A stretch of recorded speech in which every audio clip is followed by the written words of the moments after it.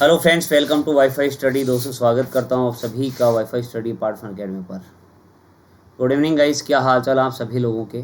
दोस्तों, उम्मीद करता हूं कि बहुत अच्छे होंगे, शानदार होंगे, ज़बरदस्त होंगे और आपकी प्रिपरेशन जो है ये भी मेरे प्यारे दोस्तों बहुत अच्छी चल रही होगी।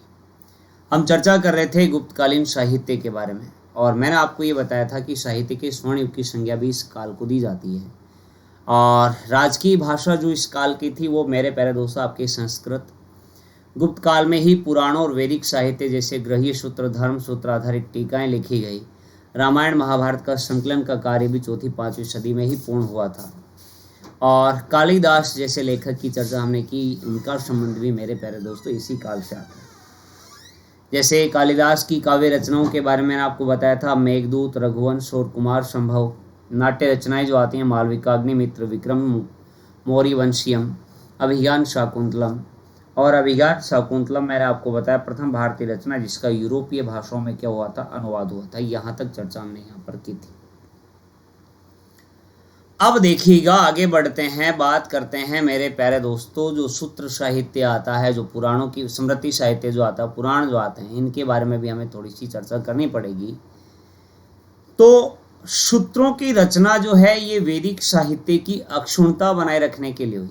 जो वैदिक साहित्य था उसको बनाए रखने के लिए, जीवित रखने के लिए सूत्र साहित्य की रचना की गई। और कल्प सूत्र में वैदिक कर्म कांडों के संदर्भ में विधियां व नियम प्रतिपादित किए गए जिनकी संख्या 3 है, जैसे श्रोत सूत्र, ग्रह सूत्र व धर्म सूत्र। कल्प सूत्र में वैदिक कर्म कांडों के संदर्भ में विधियां और नियम प्रतिपादित किए गए हैं। मैंने आपको बताया कि इसकी संख्या 3 है, जैसे श्रोत सूत्र, ग्रह सूत्र, धर्म सूत्र। स्रोत सूत्र मतलब यज्ञ विधान के नियम जो आते हैं ये आपके स्रोत सूत्र में अंकित हैं। ग्रह सूत्र का मतलब इसके नाम से ही पता लग रहा है, गृहस्थ जीवन के इहलौकिक और पारलौकिक नियम जो आते हैं उनका उल्लेख अपने को इस ग्रह सूत्र में देखने को मिलता है। तीसरा है धर्म सूत्र, मतलब धार्मिक व सामाजिक कर्तव्यों का उल्लेख जो है ये मेरे प्यारे दोस्तों हमें धर्म सूत्र में देखने को मिलता है। बात आगे बढ़ाते हैं, इसी चर्चा को हम आगे बढ़ाते हैं मेरे प्यारे दोस्तों। आप एक बार सेशन को शेयर जरूर कर दीजिएगा। हम गुप्त काल के बारे में डिस्कस कर रहे थे और साहित्य के बारे में, लिटरेचर के बारे में चर्चा आज हो रही है। शूल व सूत्र का मतलब क्या होता है, जिसका शूल का शाब्दिक अर्थ होता है मेरे प्यारे दोस्तों आपके नापना। मतलब कर्मकांड के संदर्भ में विधियां और नियम जो प्रतिपादित किए गए कल्प सूत्र में, उसमें 3 सूत्र मैंने आपको बताया, स्रोत, ग्रह और धर्म। जबकि शूल सूत्र जो आता है ये मेरे प्यारे दोस्तों भारतीय रेखा गणित का जनक माना जाता है, जिसमें यज्ञ वेदी निर्माण की विधियां और नाप बताए गए हैं। यज्ञ के लिए जो वेदी बनाई जाती है उसके निर्माण की विधियां और नाप यहाँ पर बताए गए हैं। और सूत्र साहित्य में ही 8 प्रकार के विवाह जो हैं ये दोस्तों अपने को देखने को मिलते हैं। जैसे विवाह के ये प्रकार कौन कौन से, ब्रह्म, देव, आर्य, प्रजापत्य, असुर, गंधर्व, राक्षस और पिशाच। तो मेरे प्यारे दोस्तों ये हमने सूत्र साहित्य के बारे में बात की है। आगे बढ़ते हैं, चर्चा को आगे बढ़ाते हैं, स्मृति साहित्य के बारे में भी चर्चा करते हैं। ईसा पूर्व 2री शताब्दी से लेकर, ईसा पूर्व की बात हम कर रहे हैं, 2री शताब्दी से लेकर पूर्व मध्य काल तक अनेक स्मृतियों की रचना की गई है। जैसे मेरे प्यारे दोस्तों आपके मनुस्मृति की अगर बात करेंगे जो 200 ईसा पूर्व शुंग काल में इसको लिखा गया, और स्मृति साहित्य में सबसे प्राचीन स्मृति आपके मनुस्मृति आती है। इसी प्रकार याज्ञवल्क्य की स्मृति जो आती है जो आपके 100 ईसा पूर्व से 300 ईस्वी के बीच में इसको लिखा गया। नारद स्मृति मेरे प्यारे दोस्तों 300 से 400 ईस्वी के बीच। पाराशर स्मृति मेरे प्यारे दोस्तों 300 से 500 ईस्वी। बृहस्पति स्मृति 300 से 500 और आपके कात्यायन स्मृति जो है ये 400 से 600 ईस्वी में दोस्तों इनको लिखा गया। और मेरे प्यारे दोस्तों जो स्मृति साहित्य जो होता है उसको धर्मशास्त्र भी कहा जाता है। मैंने ये कहा कि ईसा पूर्व 2री शताब्दी से लेकर पूर्व मध्य काल तक इनकी रचना हुई है। इन्हीं स्मृतियों के ऊपर लिखे हुए टीकों की अगर बात करेंगे और भाष्यों की अगर बात करेंगे, जैसे आपके मनुस्मृति के ऊपर मेघातिथि, गोविंदराज, भारुचि, कुल्लुक भट्ट, रामचंद्र, सर्वज्ञ नारायण और रघुनंदन। इसी प्रकार याज्ञवल्क्य की स्मृति की अगर बात करेंगे मेरे प्यारे दोस्तों, आपके विश्वरूप, विज्ञानेश्वर या मिताक्षरा और अपरार्क और नारद स्मृति की बात अगर की जाएगी मेरे प्यारे दोस्तों, इसके ऊपर असहाय टीका या भाष्य लिखे गए। इनके नाम आप लोगों को थोड़े बहुत ध्यान में रखने हैं। सबसे इम्पोर्टेंट जो मनुस्मृति के ऊपर जो टीके या भाष्य लिखे गए हैं, इनके नाम आप लोगों को ध्यान में रखने हैं, जैसे मेघातिथि, गोविंदराज, भारुचि, कुल्लुक भट्ट, रामचंद्र, सर्वज्ञ नारायण और रघुनंदन। आप सोच रहे होंगे सर ये आज क्या पढ़ा रहे हो, साहित्य की बात गुप्त काल में, ये ऐसा क्या आ गया?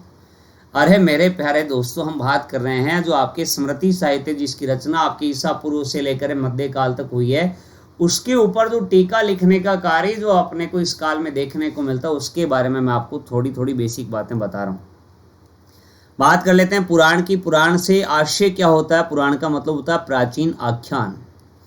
इसका विषय अमरकोश में मेरे प्यारे दोस्तों आपके 5 सर्ग मतलब सृष्टि निर्माण, प्रतिसर्ग मतलब प्रलय बाद पुनः सृष्टि, वंश मतलब ऋषियों के, वंशानुचरित मतलब राजवंशों के, और मनवंतर मतलब महायुग। इसकी रचयिता जो आते हैं ये कौन आते हैं?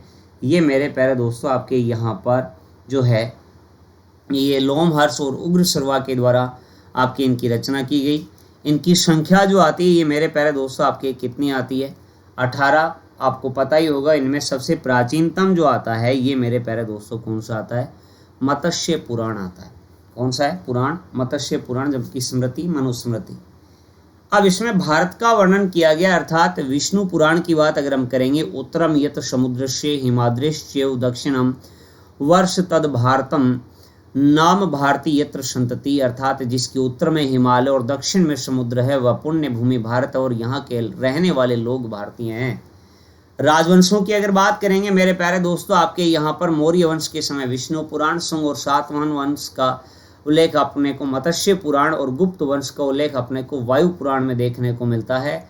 तो इसीलिए ये जो बेसिक बातें हैं आपके पुराणों के संदर्भ में जो आपसे एग्जाम में पूछी भी जा सकती हैं, वो मैंने आपको बात बताई है। मैंने ये कहा पुराण से आशय अपना प्राचीन आख्यान होता है, और इसका विषय मैंने आपको ये बताया कि सृष्टि निर्माण, प्रलय बाद पुनः सृष्टि, ऋषियों, राजवंशों और महायुग के बारे में उल्लेख, रचयिता लोमहर्ष और उग्र सर्वा। कुल संख्या कितनी? ये 18। इनमें से प्राचीनतम पुराण आपका कौन सा है? ये आपका मत्स्य पुराण आता है।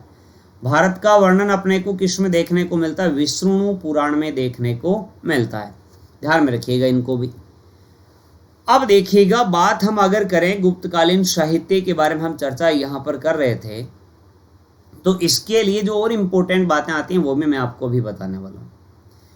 जैसे पंचतंत्र नामक ग्रंथ की रचना भी इस काल में विष्णु शर्मा के द्वारा की गई। आपको पता होगा मेरे प्यारे दोस्तों, विष्णु शर्मा की अगर हम बात करेंगे, काफी इंपॉर्टेंट ग्रंथ है ये पंचतंत्र। किसके द्वारा रचित है? विष्णु शर्मा।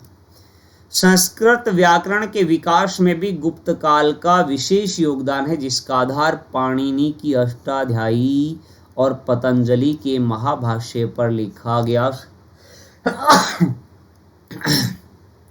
गया साहित्य था।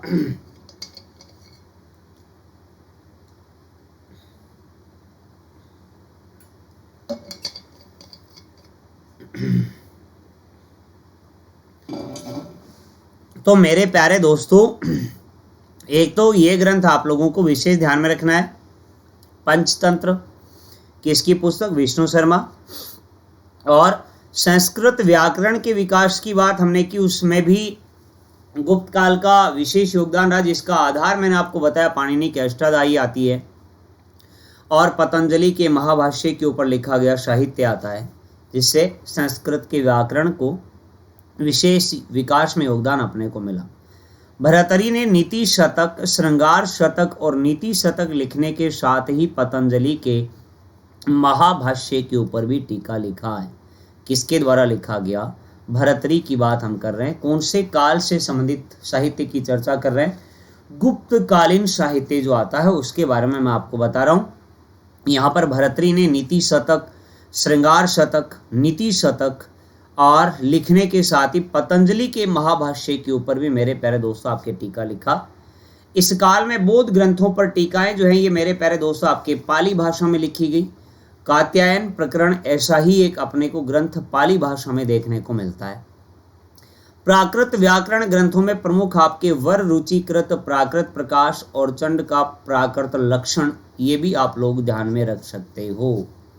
चर्चा को आगे बढ़ाते हैं मेरे प्यारे दोस्तों। आपके गुप्तकालीन नाट्य सुखांतक हैं। कालिदास के अलावा नाट्यों की बात की जाए जो प्रमुख नाटककार कौन कौन से आते हैं, जैसे आपके शूद्रक का मृच्छकटिकम, विशाख दत्त का मुद्रा राक्षस व देवी चंद्रगुप्तम, भवभूति का मालती माधव और उत्तर रामचरित्रम, और भाष का मेरे प्यारे दोस्तों प्रवासवदत्ता और भारवी का किरातार्जुनीयम।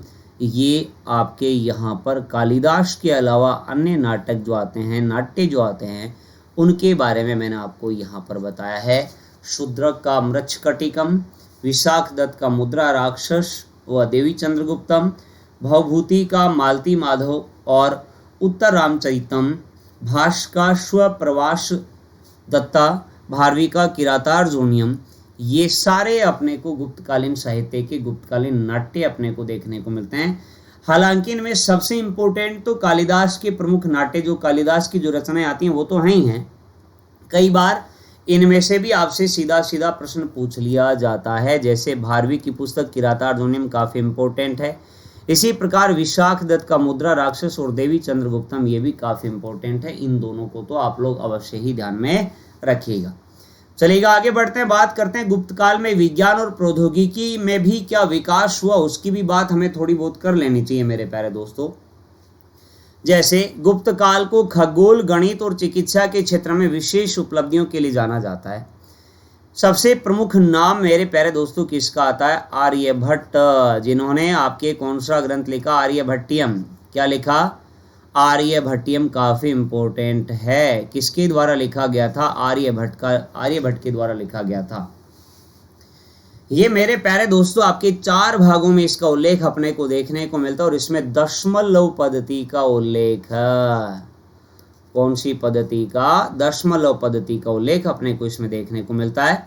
और आर्यभट्ट के द्वारा ही 499 ईस्वी में पाई का मान दिया गया था। पाई आप जानते होंगे, ये पाई बराबर 22/7 होता है क्या, ये मैथ्स वाले स्टूडेंट ज़्यादा जानते होंगे, भी आप भी जानते होंगे, तैयारी कर रहे हो तो मेरे प्यारे दोस्तों आर्यभट्ट के द्वारा ही ये पाई का मान दिया गया था। तो गुप्त काल में हम ये कह रहे हैं कि खगोल, चिकित्सा और आपके गणित के क्षेत्र में विशेष उपलब्धियां अपने को इस काल में देखने को मिली। जैसे आर्यभट्ट का नाम मैंने आपको बताया, यहाँ पर आर्यभट्टियम इन्होंने लिखा, पाई का मान दिया, दशमलव पद्धति का उल्लेख इसमें अपने को देखने को मिलता है। रेखा गणित के क्षेत्र में त्रिकोण, आयत व वृत्त का क्षेत्रफल और त्रिकोणों की समरूपता के प्रमेयों को बताया। अब देखिएगा, रेखा गणित जो आती है उसमें ट्रायंगल जो आपका आता है, त्रिकोण की बात अगर करें, आयत की बात करें, सर्कल का जो एरिया आता है आपका, क्षेत्रफल आता है, या फिर त्रिकोणों की समरूपता के जो प्रमेय आते हैं उनको बताने का कार्य भी मेरे प्यारे दोस्तों अपने को इसी काल में देखने को मिलता है। आर्यभट्ट ने सूर्य सिद्धांत में ग्रहण के कारणों की विवेचना की है। जो ग्रहण होते हैं उनके कारणों की विवेचना मेरे प्यारे दोस्तों आपके सूर्य सिद्धांत में आर्यभट्ट के द्वारा की गई है। और आर्यभट्ट ने सर्वप्रथम ये पुष्टि की कि पृथ्वी अपने स्थान पर घूमते हुए सूर्य की परिक्रमा करती है। अब इसका मतलब यह है कि विज्ञान के क्षेत्र में मेरे प्यारे दोस्तों गुप्त काल में काफ़ी विकास अपने को देखने को मिला, अर्थात आर्यभट्ट के द्वारा ही सर्वप्रथम इसी समय मेरे प्यारे दोस्तों ये बताया गया कि पृथ्वी अपने स्थान पर घूमते हुए किसकी परिक्रमा करती है, सूर्य की परिक्रमा करती है। इसके बारे में जानकारी अपने को गुप्त काल में ही देखने को मिलती है। कॉन्सेप्ट यहाँ तक क्लियर हो गया होगा। आगे बढ़ते हैं, बात करते हैं मेरे प्यारे दोस्तों दूसरा महत्वपूर्ण नाम विज्ञान और प्रौद्योगिकी की बात अगर हम करेंगे तो इसका आता है ब्रह्मगुप्त। किसका, ब्रह्मगुप्त का। इनकी प्रमुख कृतियां जैसे ब्रह्म सिद्धांत और खंड खादक, ये काफ़ी इंपॉर्टेंट है दोनों ही। ब्रह्म सिद्धांत और खंड खादक या खाद इसको कहा जाता है। ब्रह्मगुप्त के द्वारा मेरे प्यारे दोस्तों आपके गुरुत्वाकर्षण का सिद्धांत जो है उसकी घोषणा यहाँ पर की गई थी। तो आर्यभट्ट तो है ही है, दूसरा महत्वपूर्ण नाम आप लोगों को ध्यान में रखना, ब्रह्मगुप्त, ब्रह्म सिद्धांत और खंड खादक, और ब्रह्मगुप्त के द्वारा ही गुरुत्वाकर्षण सिद्धांत की घोषणा मेरे प्यारे दोस्तों की गई थी। तीसरा महत्वपूर्ण नाम मेरे प्यारे दोस्तों वराहमिहिर का है, जिन्होंने वृहत संहिता, फलित ज्योतिष पर आधारित ये वृहत संहिता आती है आपके किसके द्वारा रचित, आपके वराहमिहिर जो आते हैं जो खगोल शास्त्री थे, वह पंच सिद्धांतिका नामक ग्रंथ लिखे। इसमें आपके 5 सिद्धांत उल्लेखित आते हैं, जैसे पेतामय सिद्धांत, रोमक सिद्धांत जो यूनानी चिंतकों के प्रभाव वाला ग्रंथ है, पोलिश सिद्धांत जिसमें सूर्य ग्रहण और चंद्र ग्रहण के नियम उल्लेखित हैं, वशिष्ठ सिद्धांत मतलब 1 वर्ष के दिनों का सही आकलन, और सूर्य सिद्धांत जो आपके पंच सिद्धांतिका में वराहमिहिर के द्वारा उल्लेखित किए गए हैं। तो मेरे प्यारे दोस्तों, आर्यभट्ट, ब्रह्मगुप्त और वराहमिहिर तीनों ही काफ़ी इम्पोर्टेंट है और तीनों का ही संबंध कौन से काल से रहा है ये हम बता रहे हैं यहाँ पर मेरे प्यारे दोस्तों, गुप्त काल से रहा है। आयुर्वेद का विकास भी गुप्त काल की विशेषता आती है। वाग्भट नामक 2 विभिन्न व्यक्तियों द्वारा अष्टांग संग्रह और अष्टांग हृदय संग्रह ग्रंथों की रचना की गई। किसके द्वारा की गई? वाग्भट नामक 2 भिन्न भिन्न व्यक्ति थे, उनके द्वारा, एक के द्वारा तो अष्टांग संग्रह और दूसरा अष्टांग हृदय संग्रह की रचना यहाँ पर आपके की जाती है। धन्वंतरी की अगर बात करेंगे, धन्वंतरी नामक चिकित्सक चंद्रगुप्त द्वितीय विक्रमादित्य के नवरत्नों में से एक था।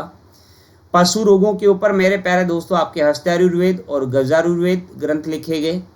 नागार्जुन नामक विद्वान द्वारा रसायन व धातु क्रम पर महत्वपूर्ण कार्य किया गया। पारद का आविष्कार उनकी विशेष उपलब्धि है। और मेहरौली, आपके पारद जानते होंगे, पारा जो होता है, मेहरौली लोह स्तंभ पर इन उपलब्धियों का सबसे बड़ा प्रमाण अपने को देखने को मिलता है। और गुप्तकालीन सिक्कों की उत्कृष्टता भी वैज्ञानिक उपलब्धियों के साक्ष्य अपने को देखने को मिलते हैं। तो इसका मतलब हम ये कह सकते हैं मेरे प्यारे दोस्तों कि गुप्त काल में आपके यहाँ पर न केवल साहित्य, न केवल बल्कि स्थापत्य, बल्कि विज्ञान और प्रौद्योगिकी के क्षेत्र में भी काफ़ी विकास अपने को यहाँ पर देखने को मिलता है। तो ये गुप्त काल वाला पार्ट जो था मेरे प्यारे दोस्तों, ये हमने कंप्लीट इसको कर लिया है। काफ़ी अच्छे तरीके से मेरे द्वारा इसको बताने का प्रयास किया गया है। उम्मीद करूँगा कि आप लोगों को बेहतरीन तरीके से ये समझ में आया होगा। मेरे प्यारे दोस्तों, अगर आपने अनअकैडमी लर्निंग ऐप डाउनलोड नहीं कर रखा है तो इसको डाउनलोड अवश्य कर लीजिएगा। और अनअकैडमी लर्निंग ऐप पर ही अगर आप सब्सक्रिप्शन लेना चाहते हैं तो मेरा रेफरल कोड जो है PRAVWN प्रवीण 11 मेरा रेफरल कोड है, इसको आप अप्लाई कर सकते हो। 10% का डिस्काउंट मेरे प्यारे दोस्तों आपको प्राप्त हो जाएगा, ठीक है ना। साथ में ही अनअकैडमी लर्निंग ऐप पर आप मुझे सर्च भी कीजिएगा प्रवीण कुमार के नाम से। जैसे ही आप मुझे सर्च करेंगे प्रवीण कुमार के नाम से, मेरा प्रोफाइल आपके सामने यहाँ पर आ जाएगा और यहाँ पर आप मुझे फॉलो अवश्य कर लीजिएगा। अगर फॉलो कर लोगे तो मेरे द्वारा जो भी फ्री क्लासेज आपके यहाँ पर चलाई जा रही हैं, ये फ्री क्लास का नोटिफिकेशन मेरे प्यारे दोस्तों आप लोगों को मिल जाएगा। और ये नोटिफिकेशन मिलते ही आप फ्री क्लास का एकदम अच्छे तरीके से आनंद ले सकते हो। तो लाइक ज़रूर कर दीजिएगा, आज के इस सेशन को शेयर कर दीजिएगा और चैनल पर नए हो, अभी तक आपने इसको सब्सक्राइब नहीं किया है तो वो भी कर लीजिएगा। बाकी की बात हम मेरे प्यारे दोस्तों अगले सेशन में करेंगे। तब तक के लिए bye bye and take care. Thank you so much.